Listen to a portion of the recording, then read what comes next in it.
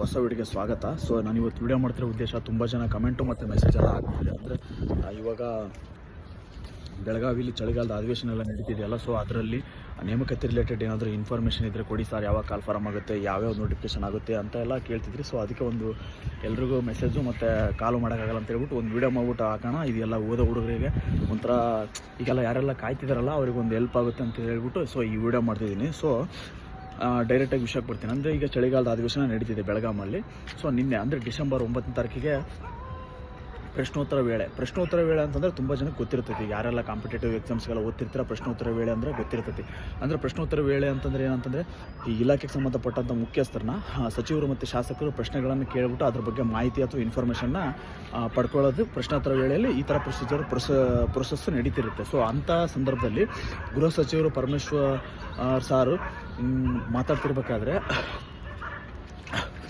ಒಬ್ಬ ಶಾಸಕ ಉಮಾನಾಥ್ ಅಂತ ಮುಲ್ಕಿ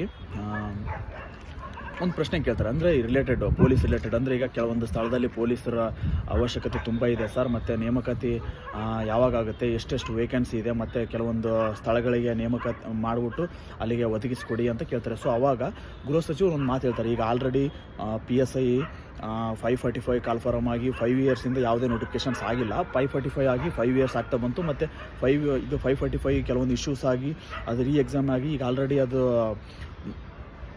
ಪ್ರಕರಣ ಎಲ್ಲ ಮುಕ್ತಾಯ ಆಗಿ ಈಗ ಆಲ್ರೆಡಿ 545 ಸೆಲೆಕ್ಷನ್ ಆಗಿರ್ತಕ್ಕಂಥ PSIs, ಪ್ರೊಫೆಷನರಿ PSIs ಕಲಬುರಗಿಲಿ ಆಲ್ರೆಡಿ ಟ್ರೈನಿಂಗ್ಸ್ ಸಹ ಮಾಡ್ತಿರ್ತಾರೆ. ಸೊ ಹಂಗಾಗ್ಬಿಟ್ಟು ಇವಾಗ ಮತ್ತೆ PSIs ಕಾಲ್ ಫಾರಮ್ 100% ಆಗುತ್ತೆ. ಮತ್ತು ಈಗ ಮತ್ತೆ PC 3,500 ಕಾಲ್ ಫಾರಮ್ ಆಗುತ್ತೆ. ಈಗ ಅಂದರೆ 15,000 ವೇಕೆನ್ಸೀಸ್ ಇದೆ. ಬಟ್ ಈಗ ಅವನ್ನೇ ಹಂತವಾಗಿ ತುಂಬಿಕೊಳ್ಳೋದ್ರಿಂದ 3,500 ಕಾಲ್ ಫಾರಮ್ ಆಗುತ್ತೆ. ಬಟ್ ಅದನ್ನು ಆರ್ಥಿಕ ಅನುಮೋದನೆ ಕಳಿಸಿದ್ವಿ. ಅಂದರೆ ಹಣಕಾಸು ಇಲಾಖೆಯಿಂದ ಅನುಮೋದನೆ ಪಡಬೇಕು. ಯಾವುದೇ ಒಂದು ನೋಟಿಫಿಕೇಷನ್ಸ್ ಆಗಬೇಕಂದ್ರೂ ಹಣಕಾಸು ಇಲಾಖೆಯಿಂದ ಅನುಮೋದನೆ ಪಡ್ಕೊಳ್ಬೇಕಾಗುತ್ತೆ. ಹಂಗಾಗಿ ಹಣಕಾಸು ಇಲಾಖೆ ಕಳಿಸಿದ್ದೀವಿ.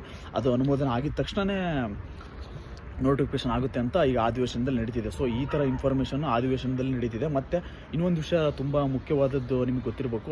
ಆಲ್ರೆಡಿ ಈಗ ಪ್ರೊಟೆಸ್ಟ್ ಎಲ್ಲ ನಡೀತಿರೋದ್ರಿಂದ ಮುಖ್ಯಮಂತ್ರಿ ಅವರು ಸಹ CM ಸಹ ಒಂದು ಮಾಹಿತಿನ ಒದಗಿಸಿ ಕೊಡ್ತಾರೆ. ಏನಂತಂದರೆ ಈಗ ಆಲ್ರೆಡಿ ರಾಜ್ಯದಲ್ಲಿ 2,84,000 ವಿವಿಧ ಇಲಾಖೆಗಳಲ್ಲಿ ವೇಕೆನ್ಸೀಸ್ ಇದೆ, ಅವನು ಕೂಡ ಭರ್ತಿ ಮಾಡ್ಕೊತೀವಿ ಅಂತಂದು ಮಾಹಿತಿ ಕೊಡ್ತಿದ್ದಾರೆ. ಅಂದರೆ ಈಗ ಆಲ್ರೆಡಿ ಪ್ರೊಟೆಸ್ಟ್ ಎಲ್ಲ ಆಗ್ತಿದೆ ಅಲ್ಲ, ಹಂಗಾಗಿ ಈ ಥರ ಮಾಹಿತಿನೂ ಕೂಡ ಕೊಡ್ತಾರೆ. ಸೊ ಇದರಿಂದ ನಾನು ನಿಮ್ಗೆ ಹೇಳ್ತಿರೋದು ಏನಂತಂದರೆ, ಅಂದರೆ ಯಾರೆಲ್ಲ ಓದ್ತಿರ್ತೀರ ಅವ್ರಿಗೆ ಹೇಳ್ತಿರೋದು ಏನಂತಂದರೆ, ಈಗ ತುಂಬ ದಿನ ಡಿಲೇ ಆಗಿದೆ. ಸೊ ಹಂಗಾಗಿ ನೋಟಿಫಿಕೇಷನ್ಸ್ ಹಾಗೆ ಆಗುತ್ತೆ. ಈಗ ಈ ಥರ ಇನ್ಫಾರ್ಮೇಷನ್ ಕೊಟ್ಟಿದ್ದಾರೆ ಅಂದರೆ ಹಾಗೆ ಆಗುತ್ತೆ. ಸೊ ಕೆಲವೊಂದು ಈಗ ಮೀಸಲಾತಿ ಬಗ್ಗೆ ಚರ್ಚೆ ನಡೀತಿದೆ ಅಲ್ಲ ಕೋರ್ಟಲ್ಲಿ, ಮತ್ತು 56 ಮಾಡೋಕ್ಕೂ 75 ಮಾಡ್ಬೇಕಂತ.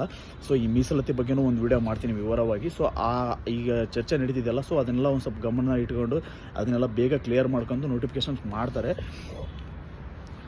ಈ ಥರ ಈಗ ನೋಡಿ, ಈಗ ಸದ್ಯದ ಪರಿಸ್ಥಿತಿಯಲ್ಲಿ ಈ ಥರ ಗೃಹ ಸಚಿವರು ಹೇಳಿದ್ದಾರೆ. ಸೊ ಹಂಗಾಗಿ ಮಾಡೇ ಮಾಡ್ತಾರೆ. ಸೊ ಓದಿರೋಲ್ಲ ಚೆನ್ನಾಗಿ ಓದಿ. ಮತ್ತು ಇನ್ನೂ ಏನಾದರೂ ಇನ್ಫಾರ್ಮೇಷನ್ ಬೇಕಂದರೆ ಈ ಥರ ಕಮೆಂಟು ಮತ್ತು ಮೆಸೇಜ್ ಮಾಡಿರಿ. ಸೊ ಅದ್ರ ನಿಮಗೆ ಗೊತ್ತಿರೋವಷ್ಟು ಮತ್ತು ಇಲ್ಲಾಂದರೆ ತಿಳ್ಕೊಂಡಾಗಲಿ ನಾನು ಈ ಥರ ಇನ್ಫಾರ್ಮೇಷನ್ನ ಶೇರ್ ಮಾಡ್ತಿರ್ತೀನಿ.